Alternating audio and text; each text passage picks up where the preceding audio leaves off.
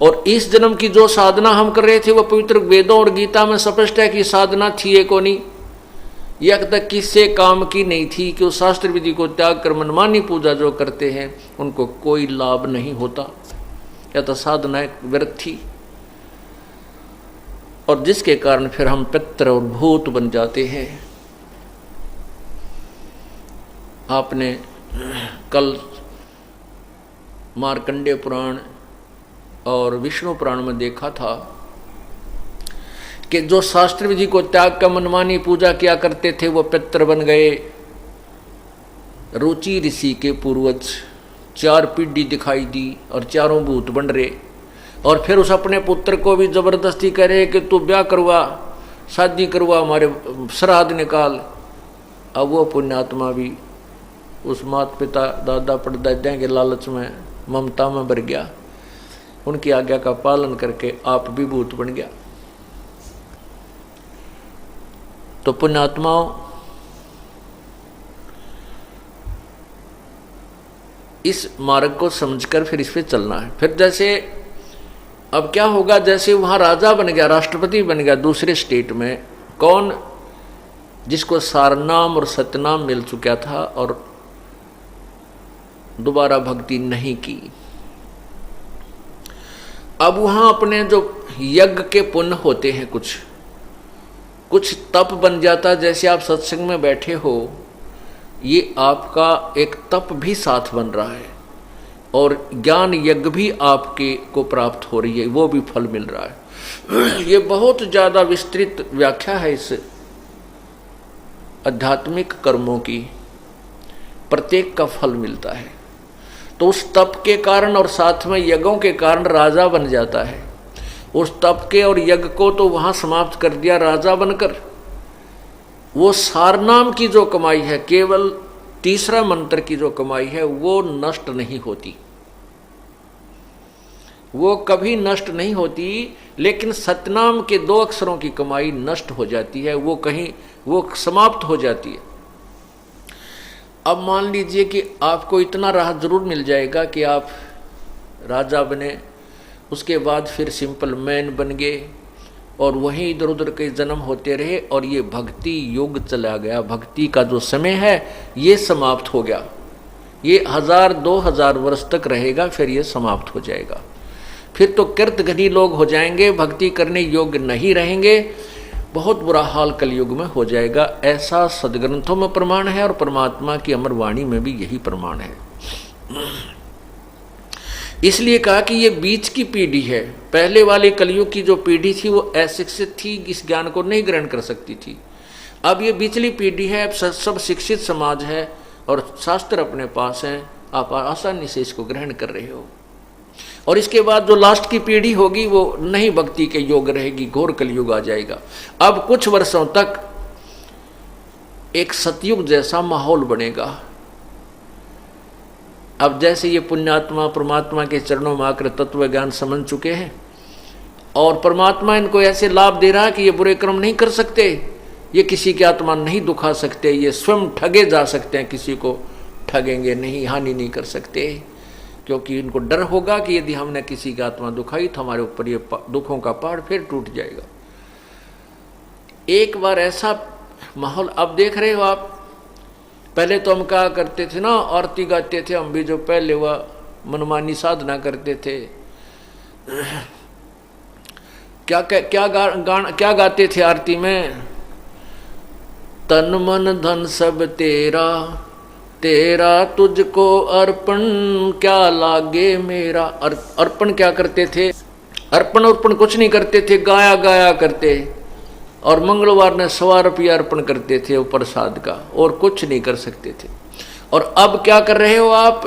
है कितने मौज मचा दी परमात्मा ने आपको, कितना दान कर रही हैं ये पुण्यात्माएं। ये दास जानता है आपकी सतिथि को, कहाँ से शुरू होते हो और आपको किस योग्य बना दिया प्रभु ने आपको। अब वो जो कहा करते थे अब करने लग गए हैं। आप तन मन धन से प्रभु पर न्यौछावर हो चुके हो। आप इतना दान कर रहे हो और ये दान किया हुआ विफल कभी नहीं जाता।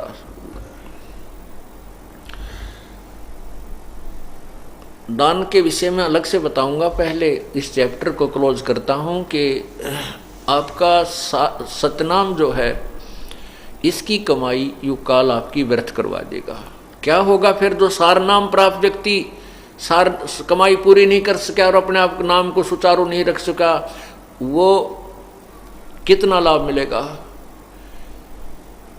उसको? क्या होगा कि ये कलयुग में गोते खाता रहेगा, मनुष्य जन्म भी प्राप्त करता रहेगा। अंत समय में जब ये कलयुग का अंत होगा उस समय केवल वही व्यक्ति जिनको सारनाम प्राप्त है और वो इस भक्ति युग में मोक्ष प्राप्त नहीं कर सके, वो मनुष्य जन्म प्राप्त वहाँ इस कलयुग के अंत में भी रहेगा। उसको इतने मनुष्य जन्म मिलेंगे, लेकिन इतने भयंकर पीड़ाएं सहन करेगा। यहाँ पर बहुत बुरा हाल होगा, कभी अकाल गिर के मृत्यु को प्राप्त होगा, कभी कुछ होगा, कभी कोड लगेगा, यानी बीमारियां ये नो की नो रहेंगी, लेकिन मनुष्य जन्म अवश्य मिलता रहेगा। फिर सतयुग प्रारंभ होगा, उस समय वही आत्माएं जो सार नाम प्राप्त हैं और मोक्ष को प्राप्त नहीं हो सकी, वो आत्माएं ही वहाँ पर विद्यमान रहेंगी। उनमें जरा थोड़ी थोड़ी वो भक्ति की चाह भी बनी रहेगी। उनके घर फिर अच्छी आत्माएं और आत्माएं जो सतनाम की कमाई जो शेष रह जाती है, क्योंकि बहुत लंबी कमाई है सतनाम की, बहुत ज़्यादा पुण्य आपको मिलते हैं, वो बच्चे फिर उनके घर जन्म होगा। फिर उनकी अच्छी संस्कारी हंस सतयुग प्रारंभ में जन्म होता है। और फिर क्या होता है कि जैसे कलयुग के लास्ट में क्या लिखा है कि 3 हाथ अंश 3 हाथ अंश खेच लेत कलयुग धरती का, उगे कोई ना बीज हाल कह दो पृथ्वी का। कलयुग के अंत में क्या होगा? इन राज्यों की रीत कहूं मैं तो से हंसा, घर घर लोहा बर्तन धन भाई ना देखण को कंसा। कलयुग में संत परमात्मा ने, कबीर परमेश्वर ने 250 वर्ष पहले और 600 वर्ष पहले स्वयं, और 250 वर्ष आज से 250 वर्ष पहले गरीबदास जी को ये ज्ञान दिया था। और गरीबदास साहिब जी ने उस समय अपनी अमृतवाणी में ग्रंथ साहिब में लिखा है कि इन राज्यों की रीत कहूँ मैं तो से हंसा, और घर घर लोहा बर्तन धन ना देखण को कंसा। पहले कांसी के बर्तन हुआ करते, हमारे समय में उन्होंने खूब प्रयोग किए। हम जब छोटे छोटे थे तो घर में कांसी की थाली, कांसी धातु का ही, ये कटोरे बेली गिलास तक कांसी के होते थे। लोहे का स्टील का कोई बर्तन नहीं होता था। एक कढ़ाई हुआ करती गुलगुले तारण की या हलवे बनाने की। तो उसने उस समय ये लिखा था कि कलयुग में लोहा बर्तन धन हो जाएगा, स्टील के बर्तन हो जाएंगे। और आज से अगर 200-100 वर्ष पहले कोई ये कहता कि घर में लोहे के बर्तन होया करेंगे, कोई नहीं माने, नहीं झूठ बोला, बकवाद करे। लोहे के बर्तन होया करें, कभी कांसी के बर्तन, लोहे के तो अशुभ होते हैं, ऐसे कहा करते थे हमारे पूर्वज। और आज वो साची होगी। ये स्टील के गिलास, स्टील की थाली, स्टील के बेले, ये लोहे के हैं। चमची स्टील की, सारी परात स्टील की, सब स्टील लोहा हो गया। वही वाणी सत्य परमात्मा की। फिर लिखा है कि कलयुग के लास्ट में क्या होगा कि आयु घट के इस प्राणी की, मनुष्य की 20 वर्ष रह जाएगी। और 20 वर्ष में से 15 वर्ष में तकरीबन आदमी मर लिया करेंगे। जैसे 100 वर्ष की आयु मानते हैं तो 75-80 में तकरीबन इंसान मर जाता है, 90 तक तो एक आधा पहुंचे। ऐसे ही उस समय 15 वर्ष की आयु में मर जाया करेंगे, मृत्यु हो जाया करेगी। और 5 वर्ष की लड़की के बच्चे होने लग जाएंगे। ओए होए, अब वो 5 वर्ष की लड़की, और उस समय कद के रहेगा 1.5 फुट या 2.5 फुट, तगड़ा होगा 2.5 फुट का। और 15 वर्ष में वह जवान भी हो लेंगे और बूढ़े भी हो लेंगे, सारा कुछ होगा, मृत्यु के प्राप्त हो जाएंगे। उसमें लिखा है कि ना तो कोई वर्षा होया करेगी, वर्षा ऐसे होगी जैसे ओस गिरती है, इतना जो ना प्रदूषण बढ़ जाएगा। और फलदार वृक्ष नहीं रहेंगे, कांटेदार ये झाड़ी हो जाएंगी, पीपल के भी पत्ते नहीं रहेंगे, ऐसी बिरान माटी होगी। ये मकान नहीं रहेंगे, बिल खोद करके ये मनुष्य रहा करेंगे जमीन में, क्यों इसे हो जाएंगे 1.5 2 फुट के, वो इतनी जगह खोद दी उसमें लोटे रहा करेंगे, तो बहुत दुर्गति होगी। कहने का भाव ये है कि फिर क्या बताया है कि 3 हाथ अंश खींच लेत कलयुग धरती का, उगे कोई ना बीज हाल कह दो पृथ्वी का। कलयुग के अंत में इतना बुरा हाल हो जाएगा धरती का, पृथ्वी का, कि 3 हाथ अर्थात 4.5 फुट तक नीचे तक उपजाऊ अंश नहीं रहेगा। आप देख रहे हो ये खाद डालने लग रहे, यूरिया पुरिया, इसकी इतना नीचे तक उपजाऊ इसका अंश कति खत्म हो जाएगा कुछ समय में के उपरांत। और उस समय कच्चा मांस खाया करेंगे मनुष्य, ओए होए सभी, और ऐसे दुर्भिक्ष गिरा करेंगे कि मनुष्य को मनुष्य खा जाया करेगा, ऐसे अकाल गिरा करेंगे। वर्षा नहीं होगी क्योंकि इतना प्रदूषण बढ़ जाएगा। फिर क्या होगा कि कलयुग के लास्ट में केवल वो फिर 10वां अवतार आएगा नीकलंक नाम तय, और घनी मनुष्यों को जिनकी कोई मर्यादा नहीं रहेगी, ना वो राम नाम न चाहते होंगे, उनको ऐसे काटेगा जैसे किसान खेत में उगे हुए अड़ंगे न काटा करे, खरपतवार को काटता है, ऐसे इनको खत्म करेगा। उस समय केवल वो हंस बचेंगे जो वर्तमान में जिनके पास सार नाम होगा, ले लिया और वो पार ना होंगे, सतनाम ले लिया और वो पार नहीं हो पाए, केवल वो हंस मनुष्य जीवन में होंगे, तो वो इतने ही, लेकिन उनमें भक्ति की चाह फिर भी बनी रहेगी, वो शेष रहेंगे। फिर एक वो ऐसे स्थानों पर उनको जन्म देगा प्रभु, क्योंकि कहते हैं जो बच्चा गौ की नजर में यूं साईं को संत, और भक्तों के पीछे फिर वो भक्त वत्सल भगवान, उनको ऐसे स्थानों पर जन्म देगा, ऊंचे पहाड़ी क्षेत्रों में। और फिर इस पृथ्वी का जो एंड कलयुग का अंत होगा, इतनी जबरदस्त वर्षा होगी कि पूरी पृथ्वी पर सैकड़ों फुट जल खड़ा हो जाएगा, ऊपर के पहाड़ी क्षेत्र को छोड़कर।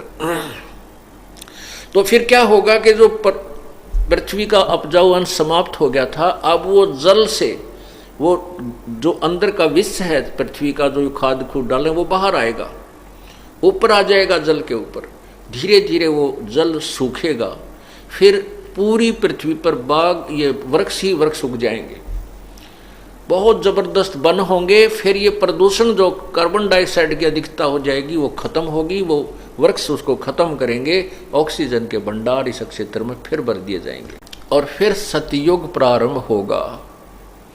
पूरी पृथ्वी पर जंगल ही जंगल होंगे, फलदार वृक्ष होंगे, बहुत पुण्य आत्माओं का जन्म होगा, और प्रभु अपनी कृपा से उनको बहुत ज़्यादा लाभ देगा। तो फिर वो रगड़ा शुरू हो गया, फिर अच्छे पुण्यात्मा जो अब भक्ति नहीं कर पाएंगे, नाम उनको मिल गया है, तो फिर मनुष्य शरीर होगा, फिर राजा बन जाएंगे, फिर स्वर्ग में जाएंगे, फिर नरक में आएंगे, और फिर 84 लाख, फिर इसी तरह इस चक्कर में पड़े ही रहेंगे। अब क्या होगा कि जिनको सारनाम प्राप्त है उनके ऊपर रहम करता है प्रभु, वो पार नहीं हुए। तो यहाँ एक ब्रह्मांड में उस परमात्मा ने अपना एक राजदूत भवन बना रखा, वो गुप्त है, तो उन प्राणियों को वहां रख लेगा, उस अपने लोक में जो एक ब्रह्मांड में प्रभु का है। तो फिर उनको रिजर्व कोटे में रखेगा, उनके पुण्यों को बचा के रखेगा, क्योंकि परमात्मा के उस स्थान पर प्राणी के अपने पुण्य नहीं अक्षीण होते, प्रभु के भंडार से वो आहार करता रहता है। और उसको फिर इस कलयुग में जो फिर चतुर्युग के जो चतुर्युगी होती है, इसके कलयुग में जो भक्ति युग आता है उसके आसपास उसको वहां से जन्म दे देता है। तो आज जो पुण्यात्मा प्रभु के चरणों में ये आ रही हैं, ये वही प्राणी हैं, उनको परमात्मा ने अब यहाँ पटक दिया है दोबारा तुम्हारे को। और आप वही पुण्यात्मा हैं जो परमात्मा के चरणों में आ रहे हो, जो किसी पिछले कलयुग में, इस कलयुग में ही आकर के ये सारी कहानी प्रारंभ होती है, जो जीव मोक्ष होने का सुअवसर प्राप्त होता है। तो उसको हम चूक गए थे, तो फिर हमारा ये परमात्मा पुनर्जन्म देता है। जैसे परमात्मा खुद आए, फिर क्या करते, कितने दयालु हैं। आज से 600 वर्ष पहले परमात्मा आए और आप लोगों को, हमारे को पहले ही जन्म दे दिया। 600 साल पहले भी आप लोग विद्यमान थे, आपका जन्म था। किनका, जो पिछले कलयुग में, पहले वाले कलयुग में रह गए थे। अब 600 साल पहले आए थे, उस समय परमात्मा कबीर जी के 64 लाख शिष्य हुए थे। 64 लाख हिंदुस्तान के अंदर 64 लाख शिष्य हुए थे। उसमें हिंदुस्तान बहुत दूर तक था, अफगानिस्तान, पाकिस्तान, बलोचिस्तान, गढ़ गजनी, इधर सारे इराक, ईरान, सारा भारत में ही आता था। तो उस सारे भारतवर्ष में 64 लाख शिष्य प्रभु के हुए थे, और मालिक को पता था कि पार नहीं हो सकेंगे, क्योंकि अब ये जो नकली संत हैं ये इनको मेरे तक नहीं पहुंचने देते। लेकिन परमात्मा ने अपनी समर्थता से आप लोगों को, यानी उस समय जो उत्पन्न थे, जन्म था, इतने सुख दे दिए, उनके दुख दूर कर दिए, उनको मालो माल कर दिया, जिस कारण से लाखों लोग 64 लाख से हो गए थे। को रिश्तेदारों को बुला लाओ थे, आ जाओ भगवान आ रहा है, और इतने सुख हो जाते हैं, नाम लेते ये ठाठ हो जाते।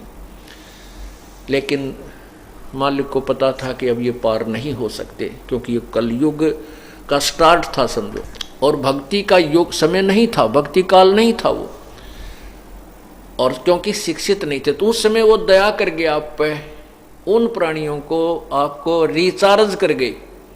आज से 600 साल पहले आप जन्म था आप लोगों का, और आपने वो परमात्मा से नाम प्राप्त किया और आपने भक्ति की, आपको फिर रिचार्ज कर गए, आपके फिर मनुष्य जन्म और अच्छे जन्म होते होते आ रहे हैं।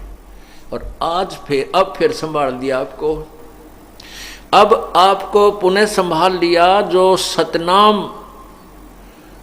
सतनाम तक प्राप्त करके मृत्यु को प्राप्त हो गए थे और मोक्ष प्राप्त नहीं कर सके, उनमें से, और अब आपके घरों में जो जन्म होगा वो सारनाम प्राप्त प्राणी, जो किस पिछले कलयुगों में रह गए थे, पार नहीं हुए थे, उनको आपके घरों में जन्म होगा, क्योंकि पहले उनके लिए आपका अपना खेत संवार दिया, उनके माता पिता को तैयार कर दिया, भक्ति पर दृढ़ कर दिया। अब जो आपके घर में वो पुण्यात्मा आएंगी, वो सारनाम के, वो जो अभी उनकी साधना अधूरी रह गई थी, वो रिजर्व कोटे में परमात्मा ने अपने लोक में, यहाँ कल एक ब्रह्मांड में जो प्रभु का लोक है वहाँ रखे हुए हैं। अब आपके घरों में जो संतान आ रही है, जो परमात्मा के चरणों में लग चुके हैं, ये वो सार नाम की जिनकी कमाई नाम प्राप्त था वो आएंगे। अब इनको शीघ्र ही, अब देखा हमने कोई 8 वर्ष का, कोई 10 वर्ष का, उस बच्चे को सार नाम मिल चुका है। 14 वर्ष हो गए, 13-14 वर्ष हो गए इस दास को नाम उपदेश देते ने। और कुछ बच्चे ऐसे हैं जिनके 10-10 वर्ष, 12 साल या 13 साल के होंगे, 14 के होंगे, गणित, और उनको भी सार नाम प्राप्त हो चुका है। ये वो पहलवान हैं जो पिछले समय में इनकी गुड़ाई अधूरी रह गई थी। तो क्या बताते हैं कि बाजी से राजी नहीं वो संतो नाल खुशाले, मल अखाड़ा जीतेंगे ये युगन युगन के माल।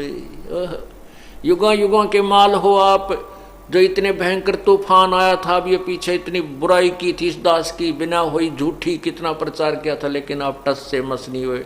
आप वो माल हो, उस परमात्मा के पहलवान हो, पिछले जन्म जन्मांतर से आप इस साधना को करते हुए आ रहे हो। आपके अंतःकरण में डगमग आप नहीं हो सके, तो इसलिए कहा कि मल अखाड़ा जीतेंगे ये युगन युगन के माल। अब जो प्रसंग चल रहा है कि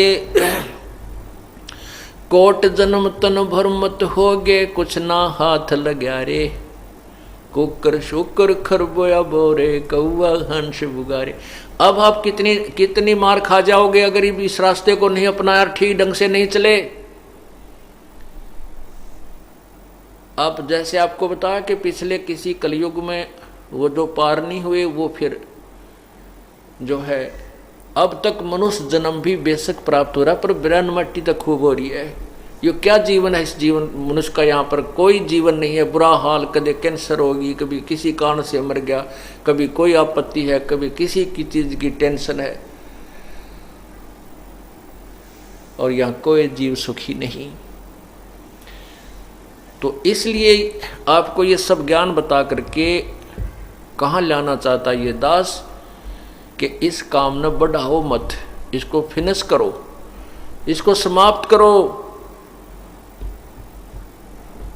क्या बताते हैं, समझा है तो सिर धर पाओ बोर नहीं रे ऐसा दाव। और फिर कहते हैं ये बातें कहन सुन की नहीं भाई कर पाड़ने की है। इस ज्ञान से आपको डर बनेगा कि हे भगवान ये तो बहुत बड़ा बखेड़ा, जे इब के पैर फिसल गया तो ना जाने कहाँ जा करके गिरोगे। फिर पता नहीं कौन से युग में सूत बैठे, ना कोई अवसर मिले, अब संत आवे ना आवे। और आप जैसे ही वो भी आत्मा है जो दूसरे देशों में जन्म हो गया, वो पुण्य आत्माएं, अब वो अपना जीवन बर्बाद कर जाएंगी, उनको रास्ता मिलेगा ही नहीं। फिर कभी मनुष्य जन्म होगा और इधर आसपास हो गया और परमात्मा रजा कर देंगे। अब तो वैसे परमात्मा ने लिखा है कि पूरे विश्व में ये परमात्मा का ज्ञान फैलेगा। और यहाँ तक लिखा है कि कोई दूसरा पुजारी इस संसार में नहीं रहेगा, केवल एक ही साधना पूरे विश्व में प्रारंभ होगी। और वो समय अभी है, ये 2 वर्ष में होगी, 4 वर्ष में होगी, 5 वर्ष में, या कितने दिन में इस पुण्यात्मा को ये ज्ञान रास्ता मिलेगा, वो प्रभु की कृपा होगी। पर एक बार पूरी पृथ्वी पर ये तत्व ज्ञान प्रारंभ होगा और सतयुग जैसा एक माहौल बनेगा।